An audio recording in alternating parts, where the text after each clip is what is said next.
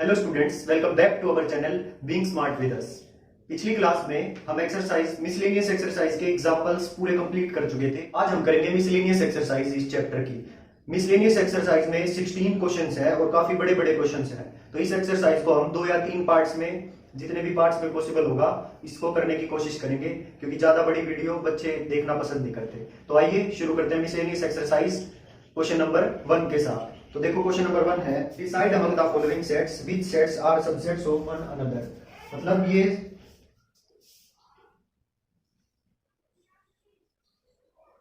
तीन set given है मेरे को और मुझे ये बताना है कि इसमें कौन सा किसका सबसेट है। तो ए सेट मुझे गिवन है x such that x belong to R and x satisfy, x किस इक्वेशन को सेटिस्फाई करता है, x square plus x square minus 8x plus 12 is equal to 0। फिर बी सेट है मेरा 2 4 6 2 4 6 और सी सेट है मेरा 2 4 6 8 डैश डैश डैश और डी सेट में सिर्फ एक एलिमेंट है क्या 6। और हमें बताना है इनमें से कौन से सेट का सबसेट है। तो देखो इन सब के 2 एलिमेंट मेरे को क्लियरली नजर आ रहे हैं। अब मेरे को निकालना है कि मेरे इस सेट में कितने एलिमेंट होंगे, इस सेट में कौन कौन एलिमेंट आएंगे जो इस इक्वेशन का सॉल्यूशन होंगे। और इस इक्वेशन का सॉल्यूशन निकालना मेरे को आता है मिडिल टर्म स्प्लिटिंग मेथड से। तो देखो x square minus 8x plus 12 is equal to 0, इसकी मिडिल टर्म स्प्लिटिंग कर देंगे। तो 12 का एलसीएम लो, 12 2 6 जा 12 2 3 जा 6 3, तो पेयर बने 4 और 3 के। तो minus 4x minus 3x plus 12 is equal to 0। x common, so x minus 4, यहां से माइनस 3 कॉमन, तो यहां भी x माइनस 4 आ गया इज इक्वल टू 0। यहां से दोनों में देखो x माइनस 4 है तो x माइनस 4 फिर से कॉमन, बचा कौन यहाँ पे, x माइनस 4 तो बाहर आ गया, बचा x, तो bracket x minus 3 is equal to 0। So x आ गया x minus 4 is equal to 0 comma x minus 3 is equal to 0। So x आ गया 4 और x इज इक्वल टू 3। तो मेरे सेट ए में कौन कौन है, so set A is equal to 4 3। अब देखो सबसेट कौन होता है कि कोई भी सेट दूसरे सेट का सबसेट जब होगा जब उस सेट के सारे एलिमेंट उस बड़े वाले सेट में हो, तब मैं कहूंगा कि ये जो मेरा सेट है वो इस सेट का सबसेट है। अब देखो पहले चेक करते हैं कि ये सेट किस किसका सबसेट है। तो देखो 4 और 3 इसमें है, 4 तो है बी में लेकिन 3 नहीं है, तो इसलिए ए बी का तो सबसेट नहीं है। अब चेक करते हैं क्या ए सी का सबसेट है। तो देखो 4 इसमें है लेकिन 3 इसमें नहीं है, तो ये सेट ए सी सेट का सबसेट नहीं है। और डी तो बेचारे में एक ही एलिमेंट है ना, 4 है ना 3 है, तो ए डी का भी सबसेट नहीं है। अब ए किसी का सबसेट नहीं है। अब चेक करते हैं बी किस किसका सबसेट है। तो बी देखो इसके अंदर 2 4 6 3 एलिमेंट है, तो 2 4 6 ए में तो नहीं है, तो बी ए का सबसेट नहीं है। 2 4 6 तीनों के तीनों एलिमेंट सी सेट में है, तो हम कहेंगे B is a subset of C. तो सबसे पहले हम क्या करेंगे, सॉल्यूशन में क्या लिखेंगे इसके, ये ए सेट लिख के फिर हम निकालेंगे so the elements in set A are, so the elements in set A are, फिर इसका सॉल्यूशन, ठीक, फिर ए के एलिमेंट्स निकाल लिए, क्लियर। फिर उसके बाद लिखेंगे कि कौन किसका सबसेट है। तो वो सबसेट कैसे लिखे जाएंगे, ये लिखने के बाद, इतना लिखने के बाद फिर क्या लिखना है आपको,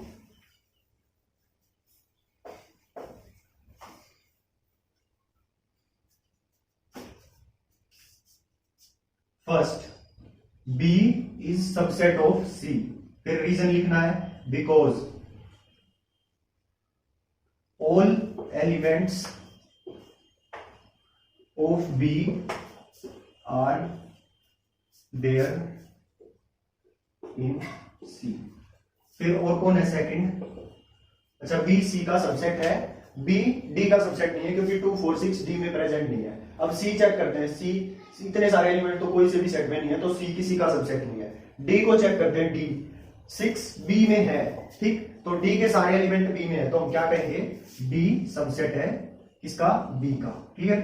और लाइन सारी ये सेम लिखेंगे because all elements of D are there in B, because all elements of D are there in B set.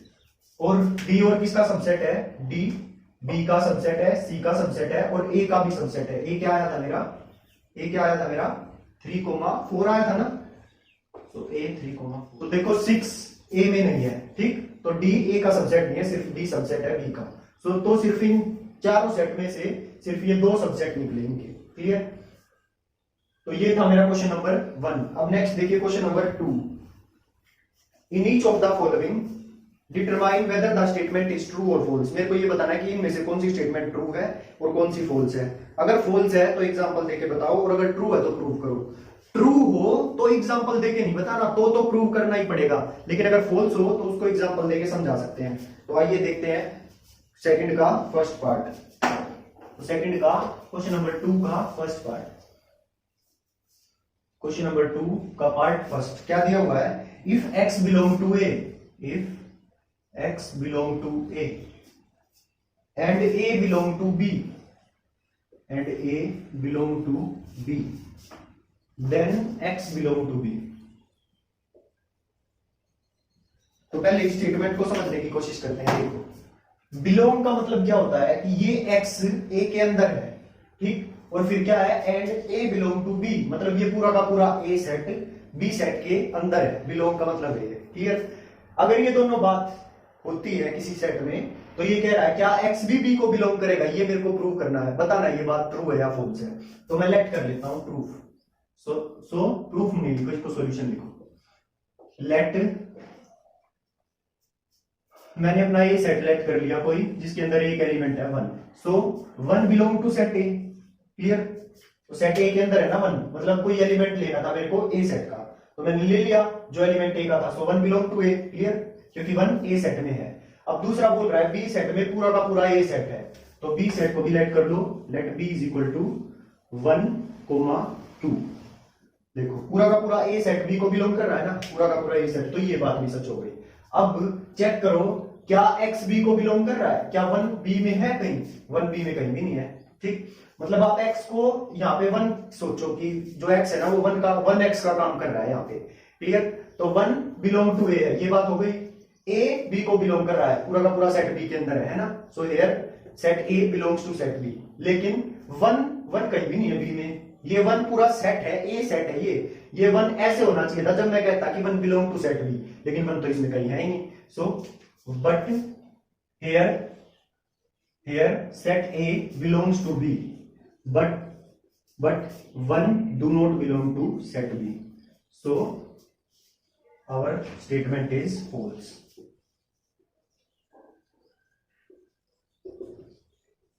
Statement हमारी फॉल्स है। अच्छा बच्चों एक बात ध्यान रखना, कोई भी स्टेटमेंट 1000 जगह ट्रू हो सकती है, 1000 जगह, लेकिन एक जगह भी वो फॉल्स हो गई ना तो हम उस स्टेटमेंट को फॉल्स बोलेंगे कि वो स्टेटमेंट गलत है। कोई भी स्टेटमेंट 1000 जगह ट्रू हो, हम ट्रू नहीं मानेंगे उसको। अगर वो एक जगह भी गलत मान आ जाती है तो हम उसको गलत जरूर मानेंगे, बेशक से वो कितनी भी जगह ट्रू आई हो, क्लियर। तो एग्जाम्पल हम उसी जगह यूज करते हैं कॉन्ट्राडिक्शन जहां पे हमको देना हो, ठीक। एग्जाम्पल का यूज हम उसी जगह पे करते हैं जहां पे वो स्टेटमेंट गलत हो। अगर ट्रू हो स्टेटमेंट तो हमको प्रूव करके दिखानी पड़ेगी वो स्टेटमेंट, क्लियर। तो इसलिए ये स्टेटमेंट फॉल्स थी, इसलिए हमारा एग्जाम्पल से काम चल गया। लेकिन जो सी स्टेटमेंट ट्रू आएगी हम उसको प्रूव करेंगे, क्लियर। तो ये था सेकंड का फर्स्ट पार्ट। अब सेकंड का सेकंड पार्ट देखो क्या है। सेकंड का second part, if a is subset of b and b belong to c, then a belong to c। if a is subset of b and b belong to c, then a is subset of, then a belong to c। तो मेरे को एक ऐसा set लेना है जो subset हो B set का, तो मैंने ए सेट मान लिया। लेट ए सेट में ये मेरा ए सेट है, तो ये सबसेट है बी का, तो बी के अंदर इस सेट के जितने एलिमेंट है वे सारे होने चाहिए। तो बी मैंने मान लिया 1,2, क्लियर, ठीक। तो ए सबसेट है ना बी सेट का। अब ये कह रहा है सेट बी बिलोंग टू सी, मतलब ये पूरा का पूरा सेट सी सेट के अंदर है। तो सी कैसा लेना पड़ेगा मेरे को? सी इज इक्वल टू 1,2, मतलब पूरा का पूरा सेट होना चाहिए इसके अंदर, तो हमका आ जाएगा कि बी बिलोंग टू सी है। तो ये दोनों कंडीशन फुलफिल हो गई ना तीनों सेट में। अब देखो क्या ए सी को बिलोंग कर रहा है? क्या ये पूरा का पूरा सेट सी के अंदर है? नहीं है। So here A do not belong to C. Here A is subset of B and B belong to C, और बी सी को भी बिलोंग कर रहा है ना पूरा का पूरा बी सी में, but A do not belong to C. पर ए तो सी में नहीं है, ए सी में नहीं है। So our statement is false. So our statement is false. तो ये था हमारा सेकंड का सेकंड पार्ट। अब देखिए थर्ड पार्ट।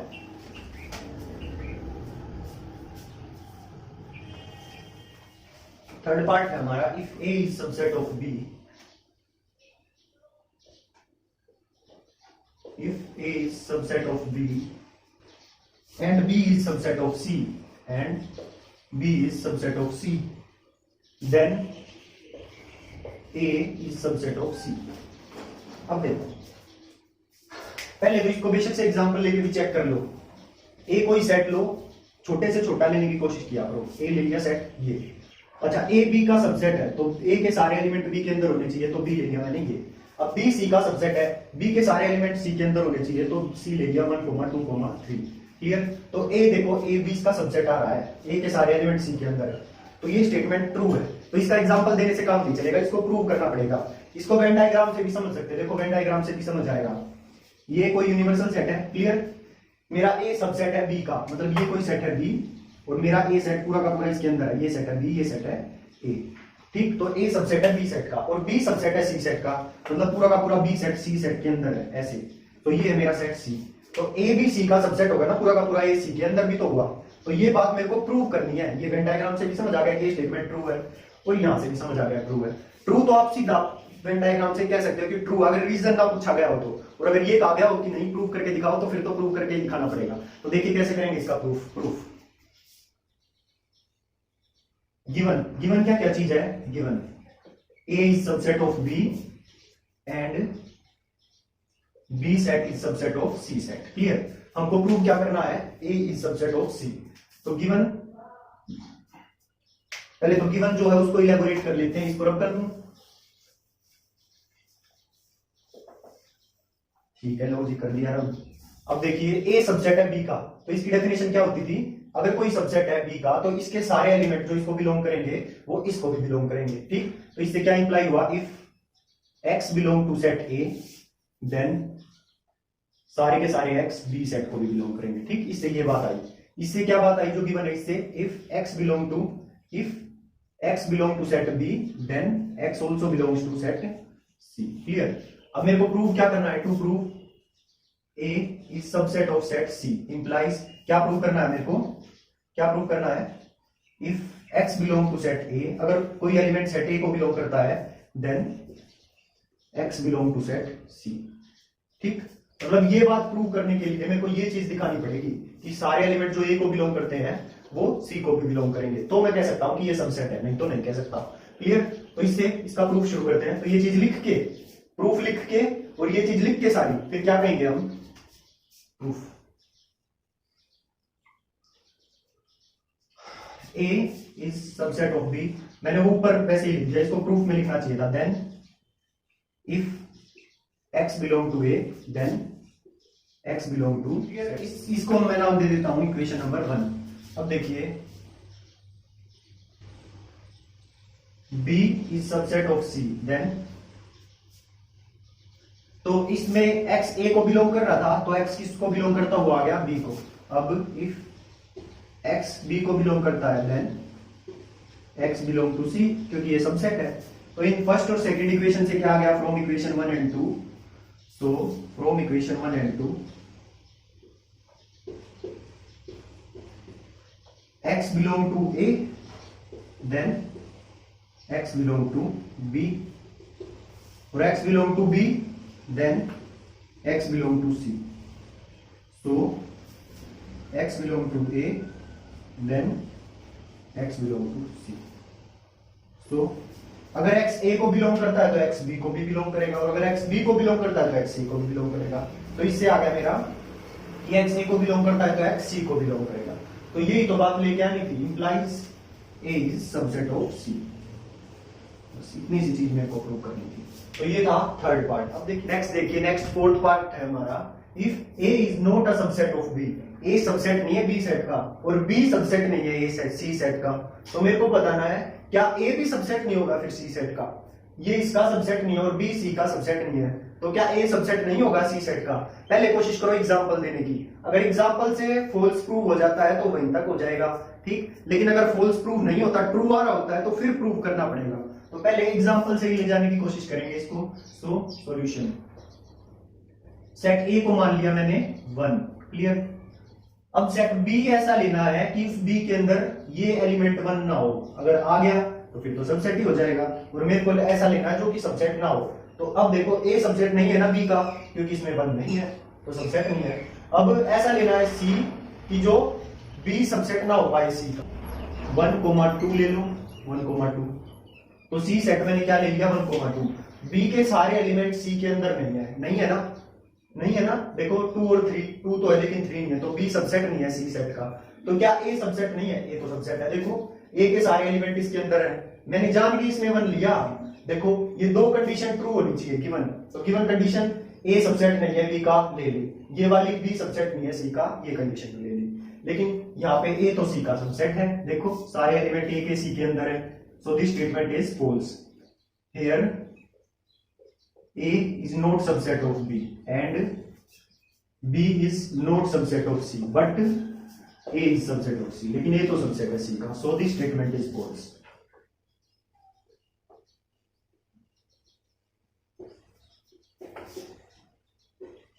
अब ये C सेट ध्यान से लेना, अगर आप 2,5 ले लोगे, 2,5 ले लोगे तो वहां पे ये स्टेटमेंट ट्रू आ जाएगी, लेकिन मेरे को कोशिश करनी है इस स्टेटमेंट को फॉल्स दिखाने की। अगर मैं फॉल्स दिखा पाया तो फिर प्रूव करने की जरूरत नहीं पड़ेगी।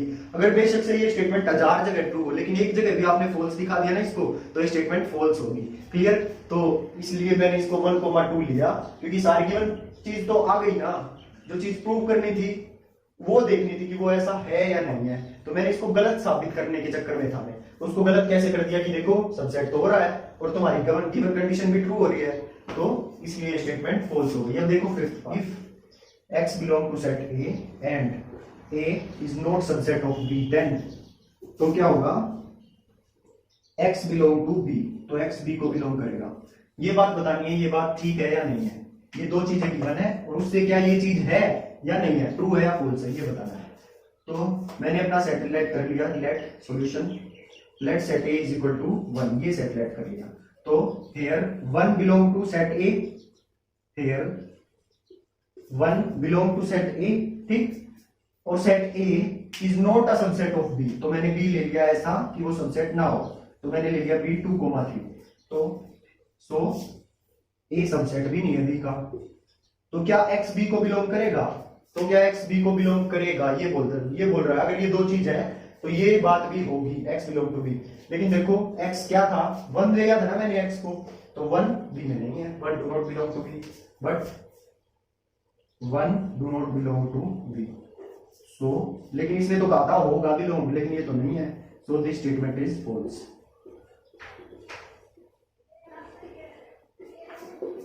जिसको समझ नहीं आया वो दोबारा देख सकते हो वीडियो को बैक करके। यहाँ पे x का काम मैंने 1 से करवाया, 1 लेके, देखो 1 बिलोंग टू सेट A, मतलब आप ये सोचो यहाँ x नहीं है, x का काम 1 कर रहा है, सो 1 बिलोंग टू सेट A, ये बात आ गई। A is subset of B, तो B मैंने ऐसा लिया कि उसका A सबसेट ना बने, तो देखो A के एलिमेंट इसमें नहीं है तो A सबसेट भी नहीं है B का, तो क्या 1 B को बिलोंग कर रहा है, नहीं कर रहा, देखो 1 नहीं है B में, so this statement is false. So next is question number 2 का सिक्स्थ पार्ट में क्या है, if A is subset of B, if A is subset of B and X do not belong to B, X do not belong to B, then X do not belong to set A, ये चीज prove करनी है मेरे को। अब देखो इसको पहले एग्जांपल से करके देखते हैं। A मैंने कोई सेट लिया जिसमें A की एलिमेंट था 1 और B मैंने कोई सेट लिया 1,2, क्योंकि B ऐसा लेना है कि जो A उसका सबसेट बन जाए, तो यहाँ पे A सबसेट हो गया ना B का, तो देखो A सबसेट है B का and X do not belong to B। अगर कोई ऐसा नंबर है जो B में नहीं है, तो देखो B में क्या नहीं है, 3 नहीं है, ठीक, तो वो 3 ए में भी नहीं होगा, तो बात तो सही है कि कोई ऐसा नंबर जो बी में नहीं है वो ए में भी नहीं होगा, क्योंकि ये सबसेट है ए, ये है सेट बी और ये है सेट ए। ये कह रहा है कोई ऐसा नंबर है जो बी में नहीं है, तो बी के बाहर है, तो वो ए में कैसे हो जाएगा, क्योंकि ये तो पूरा का पूरा बी के अंदर है, तो जो एलिमेंट बी के अंदर नहीं होगा वो ए के अंदर भी नहीं होगा, तो बात तो सही है। ठीक, अब इसको प्रूव करना, कैसे प्रूव करेंगे देखो।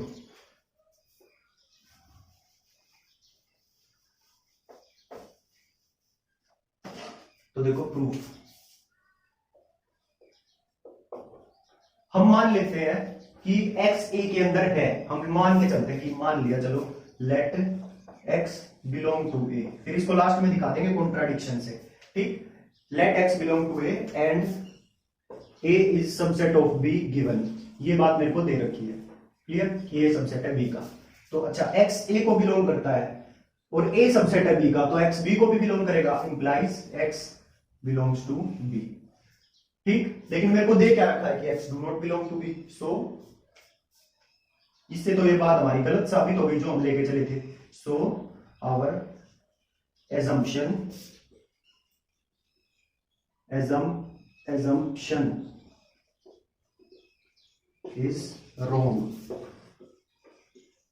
Assumption is wrong and x do not belong to b आ गया, बट यहां पे लिखना पड़ेगा but x do not belong to b, ये चीज गिवन है, तो इससे हम क्या कहेंगे कि जो हमारी assumption है वो ठीक नहीं है, वो गलत है, and x do not belong to set A।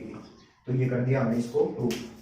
देखो, हमको प्रूफ करना था, ये दो चीज मेरे को गिवन थी और हमको प्रूफ करना था कि x do not belong to set A, लेकिन मैंने क्या किया, मैंने चालाकी की। क्या चालाकी की कि मैं ये लेट करके चल पड़ा कि मान लो कुछ देर के लिए कि ये इसको बिलोंग करता है, तो x belong to set A and दे क्या रखा है मेरे को, a सबसेट है b का, ये चीज दे रखी है, तो अगर x a को बिलोंग करता है तो x b को भी बिलोंग करेगा सबसेट की डेफिनेशन से, implies x belong to set b। पर हमें क्या दे रखा है कि x do not belong to b, तो दोनों बातें कॉन्ट्राडिक्ट कर गई ना, so our assumption is wrong and x do not belong to set a। तो हमारी assumption गलत है, जो मैं मान के चला था वो गलत है, तो इसका मतलब क्या होगा कि x a को बिलोंग नहीं करेगा, सो हेंस प्रूव्ड HP। ये थे हमारे क्वेश्चन नंबर 2 के पूरे 6 के 6 पार्ट। अब देखिए question number 3, let A, B and C be the sets such that A union B, given क्या है मेरे को, A union B is equal to A union C, और and A intersection B is equal to A intersection C।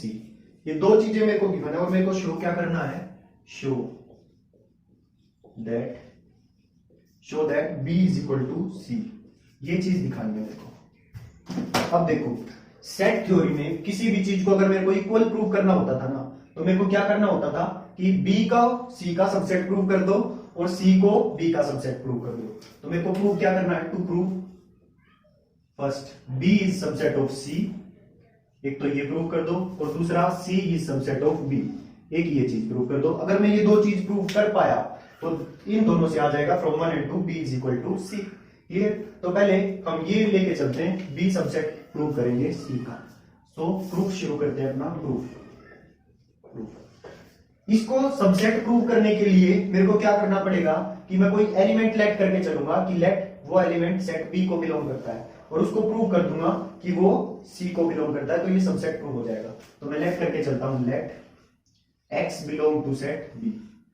मान लिया कि कोई element है सेट जो कि B सेट को बिलोंग करता है, तो अब मेरे को दिखाना क्या है, टू प्रूव क्या करना है मेरे को कि वो C सेट को बिलोंग करेगा। ठीक, अगर मैं ऐसा कर पाया, अगर मैं ऐसा दिखा पाया कि वो C सेट को बिलोंग करेगा X, तो मेरे को टू प्रूव क्या है, इसमें भी टू प्रूव है, to prove X belong to C। अगर मैं ऐसा कर पाया तो इससे प्रूव हो जाएगा B सबसेट है C का। तो अब देखो X belong to B, X belong to B, यहां वेन डायग्राम बना लेते हैं एक बार, क्योंकि वेन डायग्राम से समझने में आसानी होगी। ये है सेट A, ये है सेट कोई B, ये है कोई set C, A B C। अब देखो ये कोई एलिमेंट है B सेट का, मतलब ये कहीं इसके अंदर है, B सेट के अंदर। तो बताओ A यूनियन B के अंदर भी तो होगा, A यूनियन B सेट क्या होगा, ये सारा। अगर कोई एलिमेंट B सेट के अंदर है, यहाँ पे कहीं है मान लो, तो A यूनियन B के अंदर भी तो होगा। So implies X belongs to A union B, और A यूनियन B मेरा किसके इक्वल दे रखा है, A यूनियन C के। So and this is equal to A union C। तो इससे क्या आ गया, implies X belongs to A union C। यहां तक किसी को कोई दिक्कत, यहां तक तो किसी को कोई दिक्कत नहीं होनी चाहिए। अच्छा, यूनियन क्या होता है? यूनियन, यूनियन को मैथमेटिकल फॉर्म में कैसे लिखते थे? अगर कोई एलिमेंट इसके यूनियन को बिलोंग करता है तो मतलब x बिलोंग्स टू ए, और यूनियन होता है तो बीच में और आता है, और x belongs to set C। ठीक, तो इससे दो बातें आ गई। एक तो मेरे पास है x b को बिलोंग करता है, ये मैं लेके चला था।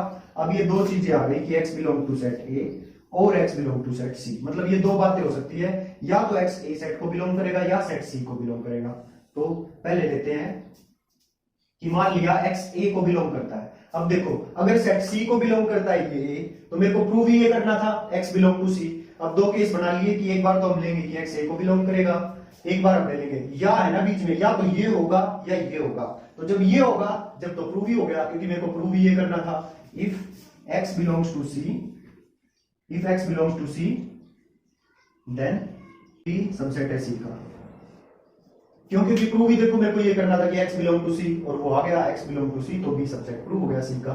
तो इससे तो हो गया, लेकिन जब x बिलोंग टू A होगा तो क्या होगा? If x belongs to A, अगर x A को बिलोंग करेगा, और ये चीज मेरे पास है जो मैं लेट करके चला था, and x belong to B। अच्छा, ये डेफिनेशन किसकी होती है कि कोई एलिमेंट A का भी एलिमेंट हो और B का भी एलिमेंट हो, मतलब दोनों के इंटरसेक्शन में भी होगा, वो implies x belongs to A intersection B। A intersection B किसके इक्वल गिवन है? A इंटरसेक्शन C के। इसको पुट कर दो, A intersection B is equal to A intersection C। तो इससे क्या आ गया? x belongs to A intersection C। अच्छा, x A और C के इंटरसेक्शन में, मतलब यहां कहीं है A और C के इंटरसेक्शन में, तो A और C के अगर इंटरसेक्शन में है तो x, इससे क्या आया? इसकी डेफिनेशन को खोलेंगे तो हम x A को भी बिलोंग करेगा एंड x C को भी बिलोंग करेगा। इंटरसेक्शन में है मतलब दोनों सेट में है। अगर ये कोई एलिमेंट इनके इंटरसेक्शन में है तो इसका क्या मतलब है? वो एलिमेंट A सेट में भी है, वो एलिमेंट C सेट में भी है। तो वही लिखा, अगर x A इंटरसेक्शन C को बिलोंग करेगा तो इसका मतलब x A सेट में भी होगा और सेट C सेट में भी होगा। तो x बिलोंग टू C आ गया ना, implies x belong to C। और इससे क्या आ गया? ये हमारा x बिलोंग टू C जो प्रूव करना था वो प्रूव हो गया। Hence A, hence B is subset of C, जो प्रूव करना था वो प्रूव हो गया। क्लियर? समझ में आ जाएगा? एक बार इस वीडियो को दोबारा से बैक जाके दोबारा से देखो, जिसको समझ ना आया हो उसको समझ आ जाएगा सारी चीज। ठीक, एक बार देख के करो इस क्वेश्चन को, एक बार बिना देखे करो। ये आधा पार्ट हुआ है अभी एक चीज प्रूव हुई है, ये वाली B सबसेट होगा C का। अब इस साइड हम प्रूव करेंगे C सबसेट होगा B का। तो देखिए सेम स्टेप्स पे ये भी प्रूव होगा C सबसेट B का, क्योंकि जब ये दोनों चीज प्रूव होंगी तभी तो हम कहेंगे ना कि B C के इक्वल है। तो लेट, अब हम लेट करके चलेंगे, let x belongs to C। हम मान के चले कि x C का एलिमेंट है।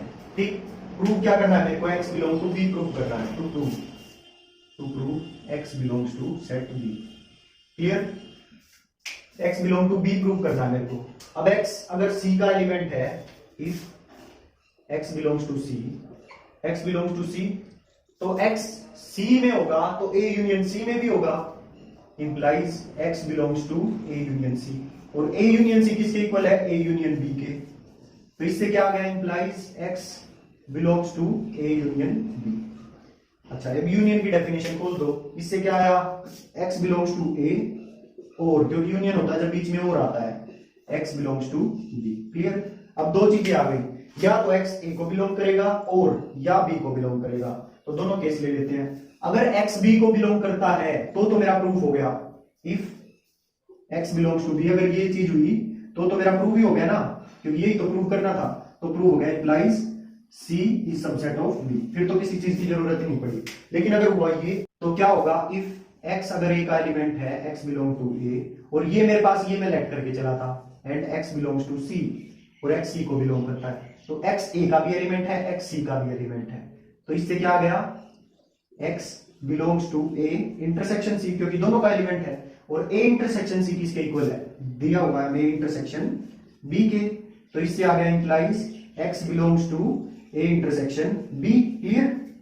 x belongs to A intersection B। इससे क्या आया कि x A का भी एलिमेंट होगा, एंड क्योंकि इंटरसेक्शन है तो एंड आता है, x B का भी एलिमेंट होगा। क्लियर? तो इससे क्या प्रूव हो गया कि x B का एलिमेंट है। ठीक, तो x A का भी एलिमेंट होगा, B का भी एलिमेंट होगा, x B को भी बिलोंग करेगा और A को भी बिलोंग करेगा। तो हमको यही तो प्रूव करना था कि x बिलोंग टू B। तो x बिलोंग टू B आ गया, implies C is subset of B. ये तो था पूरा अच्छे से, मतलब इसमें कोई भी रटवाने वाली बात नहीं है, पूरा कॉन्सेप्ट के साथ हमने इसको प्रूव किया है। एक और तरीका है इसको प्रूव करने का जिसमें हमको मतलब स्टेप रटनी पड़ेगी। एक स्टेप उसमें ऐसी आएगी कि दोनों तरफ इंटरसेक्शन ले लो, दोनों तरफ यूनियन ले लो, तो हम ये नहीं कह पाएंगे उसमें क्यों लिया दोनों तरफ यूनियन, क्यों लिया दोनों तरफ इंटरसेक्शन, ये तो स्टेप रटने वाली बात हो गई। लेकिन इसको हमने पूरे कॉन्सेप्ट से किया है, मतलब कोई भी इसमें रटने वाली बात नहीं है। तो आप इसी तरह से इस सवाल को सीखें, उस रटने वाले तरीके से अगर करेंगे तो आप भी कंफ्यूज रहेंगे, थोड़ा सा क्वेश्चन में चेंज आएगा और आप वहीं पे फंस जाएंगे। तो ये था हमारा क्वेश्चन नंबर 3। अब नेक्स्ट देखते हैं क्वेश्चन नंबर 4। क्वेश्चन नंबर 4 में मेरे को ये चार बातें दी हुई है कि ए सबसेट है बी का, दूसरा a minus B is equal to 5, तीसरा a union B is equal to set B, और फोर्थ है a intersection b is equal to set a। ये चार चीजें मेरे को गिवन है, मेरे को प्रूव करना है कि ये चारों एक दूसरे के इक्विवेलेंट हैं। तो मैं पहले प्रूव करूंगा कि ये 1 2 के इक्विवेलेंट है और 2 1 के इक्विवेलेंट है, फिर मैं प्रूव करूंगा 2 3 के इक्विवेलेंट है और 3 2 के इक्विवेलेंट है, फिर प्रूव करूंगा 3 4 के इक्विवेलेंट है और 4 3 के। इससे ये प्रूव हो जाएगा कि ये चारों एक दूसरे के इक्विवेलेंट है। ठीक, तो मैंने पहले सबसे पहले इन दोनों को लिया, तो इसको प्रूव करना इक्विवेलेंट दिखाने का मतलब ये इसके इक्वल ये इसके इक्वल, मतलब दोनों तरफ एरो लगेगा। ठीक, इफ एंड ओनली इफ वाला वो जो बताया था, तो मेरे को प्रूव करना है कि 1 2 के इक्विवेलेंट है। तो पहले मैं ये लेके चलूंगा और इस चीज को प्रूव कर दूंगा, तो इससे ये प्रूव हो जाएगा कि ये 1 2 के इक्विवेलेंट है। तो पहले मैंने इसको लिया, if A is subset of B then तो क्या होगा, कोई भी एलिमेंट जो ए सेट के अंदर होंगे वो सारे एलिमेंट सेट बी सेट के भी अंदर होंगे, मतलब जितने भी एलिमेंट सेट ए के अंदर होंगे, जितने भी एलिमेंट सेट ए को बिलोंग करेंगे ये सारे के सारे एलिमेंट सेट बी को भी बिलोंग करेंगे, क्योंकि सबसेट है ना ए बी का। तो जितने एलिमेंट सेट ए के अंदर होंगे वे सारे के सारे बी के अंदर भी तो होंगे। तो इससे क्या आ गया कि a माइनस बी जब मैं करूंगा तो सारे के सारे एलिमेंट हट जाएंगे, क्योंकि b के अंदर वे सारे एलिमेंट है जितने भी a के अंदर है। तो दोनों का सब्ट्रैक्शन करूंगा मैं जब, तो कितना आएगा 5। तो इससे क्या आ गया 1 इंप्लाइज 2। अब मैंने प्रूव करना है कि 2 इंप्लाइज 1, तो 2 गिवन लेना है अब मेरे को, और प्रूव क्या करना है कि ये सबसेट है b का। तो मैंने लिया a minus B is equal to 5, ये मैं लेके चला। तो इसका क्या मतलब हुआ, a minus B is equal to 5 का क्या मतलब हुआ कि ए सेट में से जब मैंने बी सेट को घटाया तो वे सारे एलिमेंट्स को उसने घटा दिया, सारे एलिमेंट्स उसने हटा दिए, मतलब जितने भी एलिमेंट ए सेट के अंदर थे ना वे सारे एलिमेंट बी सेट के भी अंदर थे, तभी तो दोनों की घटा में कुछ बचा ही नहीं। तो इसलिए क्या लिखा, all elements of A are in B. तो इसका मतलब है कि सारे के सारे जो एलिमेंट ए के अंदर थे वे सारे बी के अंदर थे, तभी तो सब्ट्रैक्शन में कुछ नहीं बचा। तो इससे क्या आया, A is subset of B, implies 2 implies 1। So 1 implies 2 and 2 implies 1। इससे क्या आ गया कि 1 इज इक्विवेलेंट टू 2। सो ये हो गया हमारा पहली चीज प्रूफ। अब प्रूव करेंगे 2 इज इक्विवेलेंट टू 3। तो पहले क्या करेंगे, 2 को 3 के इक्वल प्रूव करेंगे कि 2 इंप्लाइज 3, फिर प्रूव करेंगे 3 इंप्लाइज 2, इससे दोनों इक्विवेलेंट प्रूव हो जाएंगे। तो आइए देखते हैं, सबसे पहले 2 इंप्लाइज 1 2 इंप्लाइज 3 कैसे प्रूव करनी है। तो 2 प्रूव क्या है, 2 इज इक्विवेलेंट टू 3, ये प्रूव करना है। ठीक, तो इसको मैं पहले तो 2 लेके चलूंगा। So proof, let a minus B is equal to 5, ये मैं लेके चला। ठीक, और मेरे को प्रूव करनी है ये बात, किससे ये बात है, क्लियर। तो इससे क्या आया, if a minus B is equal to 5 implies a is subset of b। ठीक, इससे क्या आ गया कि a सबसेट है b का। अगर a सबसेट है b का, क्योंकि पीछे अभी तो प्रूव किया है पिछली स्टेप से कि अगर ये होगी तो a सबसेट होगा b का। ठीक, अब a अगर सबसेट होगा b का, जैसे ये वेन डायग्राम में समझो कि ये सेट है b और ये सेट है a, और अगर a सबसेट होगा b का तो दोनों का मैं यूनियन लूंगा, a का और b का, तो क्या वो पूरा b सेट नहीं आ जाएगा, क्योंकि a तो इसके अंदर ही आ गया, और तो b और a का यूनियन पूरा का पूरा b सेट ही आएगा। Implies a union b is equal to set b, hence prove. Hence क्या लिखेंगे, a union b is equal to b implies 2 gives 3, मतलब 2 से तो 3 आ गया। अब देखेंगे कि 3 से 2 आ जाएगा, तो लेट क्या करना है हमको, let a union b is equal to b। ठीक, a यूनियन b पूरा का पूरा b के इक्वल है, a यूनियन b के इक्वल है। तो इससे क्या आ गया, पूरा का पूरा अगर a यूनियन b के इक्वल है, इसका मतलब all elements of set a are in b, मतलब सारे के सारे एलिमेंट जो ए यूनियन बी, अगर बी के इक्वल आ रहा है तो मतलब ए जरूर इसके बीच में कहीं होगा, ये तभी पॉसिबल है। So all elements of A are in B. तो इससे क्या हुआ कि अगर मैं ए को बी में से घटाऊंगा तो फाई आएगा, implies A minus B is equal to phi. क्योंकि सारे के सारे ए के एलिमेंट बी के अंदर है तो इनकी घटा क्या आएगी, कुछ भी नहीं बचेगा, सारे खत्म हो जाएंगे ना elements. So A minus B is equal to phi. तो इससे आ गई मेरी थर्ड बात से सेकंड बात। So 3 implies 2। तो इससे इन दोनों से क्या आ गया, hence 2 and 3 are equivalent. Equivalent का साइन किए 2 इज इक्विवेलेंट टू 3। अब प्रूव करेंगे 3 इज इक्विवेलेंट टू 4, फिर सारे इक्विवेलेंट हो जाएंगे एक दूसरे को। 1 को 2 के इक्विवेलेंट प्रूव किया, 2 को 3 के, अब 3 को 4 के करेंगे। देखिए 3 को 4 के इक्विवेलेंट। अब मेरे को प्रूव करना है कि 3 4 के इक्विवेलेंट है। तो क्या प्रूव करना है, 3 पहले 3 को लेट करूंगा और 4 प्रूव करूंगा, और फिर 4 को लेट करूंगा और 3 प्रूव करूंगा। तो इसको भी बीच में लाइन डाल लेंगे। तो लेट अब करते हैं कि लेट, ये चीज मेरे पास है, let A union B is equal to set B. ठीक, तो देखिए ये है सेट बी और ये होगा सेट ए, इसके अंदर सेट बी और ये होगा सेट ए। अब देखो ये तभी पॉसिबल है जब सारे के सारे एलिमेंट्स, सारे के सारे ए के एलिमेंट्स बी के अंदर होंगे। ये तभी पॉसिबल है कि ए यूनियन बी बी के इक्वल आए, मतलब ए के सारे एलिमेंट्स बी के अंदर होंगे, तब ये पॉसिबल है कि ए यूनियन बी बी के इक्वल आ जाए। तो ये लाइन लिख दो, implies all elements of set A are in B. Set B में है ए के सारे एलिमेंट। तो इससे क्या हुआ, ए और बी का जब मैं इंटरसेक्शन लूंगा, ए के सारे एलिमेंट बी के अंदर है, तो ए और बी का जब मैं इंटरसेक्शन लूंगा तो सारे के सारे ए वाले एलिमेंट आ जाएंगे। क्लियर, दोनों में कॉमन क्या है, यही तो पार्ट कॉमन है, सारा का सारा ए आ गया।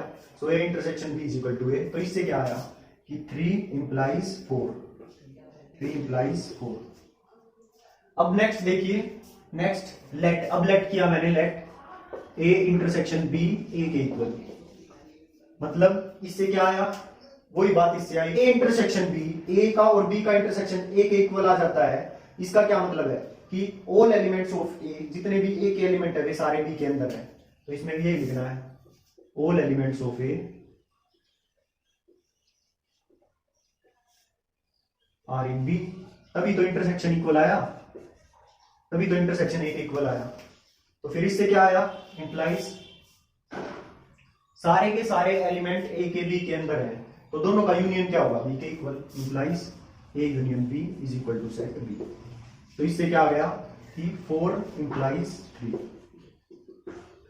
तो इन दोनों से क्या आया, 3 इंप्लाइज 4 और 4 इंप्लाइज 3। सो 3 दोनों side arrow is equivalent to 4।